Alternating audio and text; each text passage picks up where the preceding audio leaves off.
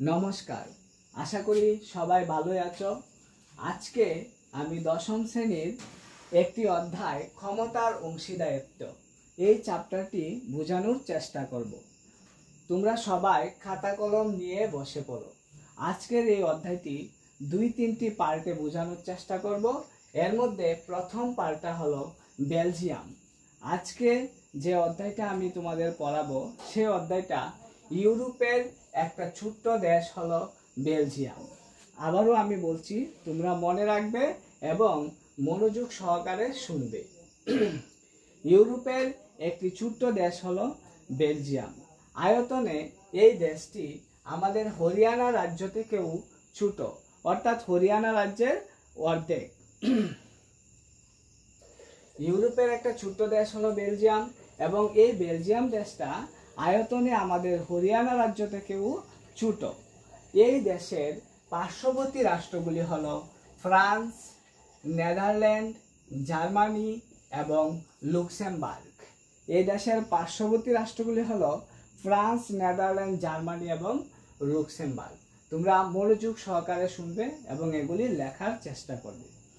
এই বেলজিয়ামের মোট জনসংখ্যা হলো 1 কোটি থেকে সামান্য বেশি, যা হরিয়ানা রাজ্যের অর্ধেক জনসংখ্যার মতো।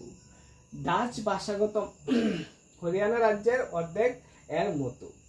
এই বেলজিয়ামের মোট জনসংখ্যার 51% হলো মহিলা এবং 49% হলো পুরুষ।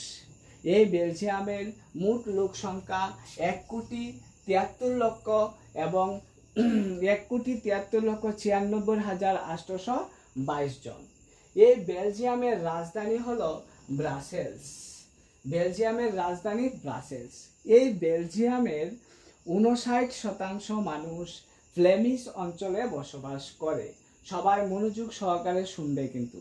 এই বেলজিয়ামের 59% মানুষ ফ্লেমিশ অঞ্চলে বসবাস করে এবং তারা ডাচ ভাষায় কথা বলে। আর বাকি 40% মানুষ ওয়ালোনিয়া অঞ্চলে বসবাস করে এবং তারা ফরাসি ভাষায় কথা বলে। রইল 1% মানুষ, তারা জার্মান ভাষায় কথা বলে। কিন্তু বেলজিয়ামের রাজধানী ব্রাসেলসে 80% মানুষ ফরাসি ভাষায় কথা বলে এবং 20% মানুষ ডাচ ভাষায় কথা বলে। তাই বেলজিয়ামের অধিকাংশ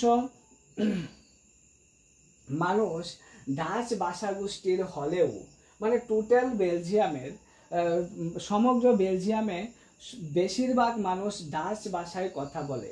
বাট বেলজিয়ামের রাজধানী ব্রাসেলসে ফরাসি ভাষায় বেশি কথা বলে। এই জন্য বেলজিয়ামের যত সরকারি সুযোগ সুবিধা, সব দিক দিয়ে উন্নতি বা সব সরকারিভাবে সুযোগ সুবিধাগুলি সবগুলি বেশি ফরাসি ভাষার গোষ্ঠীর মানুষ পেয়ে থাকে। এই জন্য সারা দেশের যে ডাচ ভাষাগোষ্ঠী মানুষ আছে তারা বিভিন্ন সরকারি সুযোগ সুবিধা থেকে বঞ্চিত থাকে এবং তাদের বিভিন্ন সুযোগ সুবিধা থেকে বঞ্চিত রাখা হয়। তাছাড়া বেলজিয়ামের রাজধানীতে 80% মানুষ, অর্থাৎ ব্রাসেলসে 80% মানুষ ফরাসি ভাষায় কথা বলে। তাই রাষ্ট্রীয় ভাষা হিসাবেও ফরাসিকে চিহ্নিত করা হয়েছে। সরকারি সুযোগ সুবিধাও ফরাসি ভাষার মানুষে বেশি ভোগ করে। বিভিন্ন ক্ষেত্রে, বাণিজ্যিক ক্ষেত্রেও ফরাসি ভাষার লোকই বেশি সুযোগ সুবিধা ভোগ করে। যদিও সারা দেশে ডাচ ভাষাগোষ্ঠী ছিল সংখ্যাগুরু, তবে শহরাঞ্চলে ডাচ ভাষা ছিল সংখ্যালঘু। এই জন্য বেশিরভাগ সুযোগ সুবিধা তারা ডাচ ভাষার গোষ্ঠীর মানুষরা না পেয়ে ফরাসি ভাষার গোষ্ঠীর মানুষরাই পেয়ে থাকে। এই জন্য তাদের মধ্যে একটা সবসময় দ্বন্দ্ব লেগে থাকে। এই যে দ্বন্দ্ব, এটাই হলো বেলজিয়ামের একটা সমস্যা। আর এটাই এই প্রথম পার্টে আমি তোমাদের বোঝানোর চেষ্টা করেছি। আশা করি ভালো লাগছে। ভালো লাগলে অবশ্যই কমেন্ট করবে। ধন্যবাদ।